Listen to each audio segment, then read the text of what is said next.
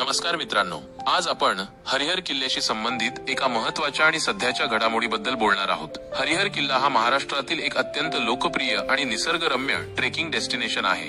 नाशिक जिल्ह्यातील हा किल्ला त्याच्या अनोख्या नागमोडी पायऱ्या, विहंगम दृश्य आणि साहसी अनुभवासाठी ट्रेकर्स मध्ये खूप प्रसिद्ध आहे।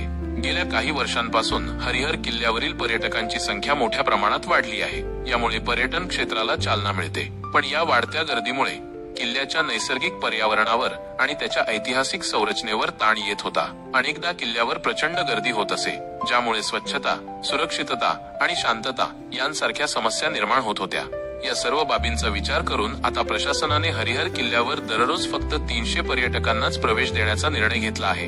हा निर्णय किल्ल्याचे संवर्धन, तेथील पर्यावरणाचे रक्षण आणि पर्यटकांना अधिक चांगला अनुभव मिळावा यासाठी घेण्यात आला आहे। जेव्हा पर्यटकांची संख्या मर्यादित असते, तेव्हा किल्ल्यावर अधिक शांतता आणि स्वच्छता राखणे सोपे होते। यामुळे किल्ल्याचे ऐतिहासिक महत्त्व आणि नैसर्गिक सौंदर्य जपले जाते। तसेच पर्यटकांनाही अधिक सुरक्षित आणि सुखद अनुभव मिळतो। कमी गर्दीमुळे किल्ल्याच्या पायऱ्या चढताना किंवा उतरताना होणारी धक्काबुक्की टाळता येते आणि निसर्गाचा शांतपणे आनंद घेता येतो।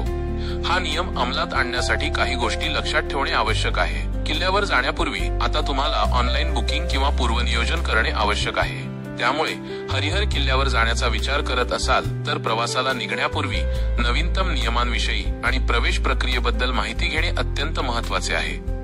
तुम्ही संबंधित वन विभागाच्या किंवा पर्यटन विभागाच्या वेबसाईट्सना भेट देऊन माहिती मिळवू शकता।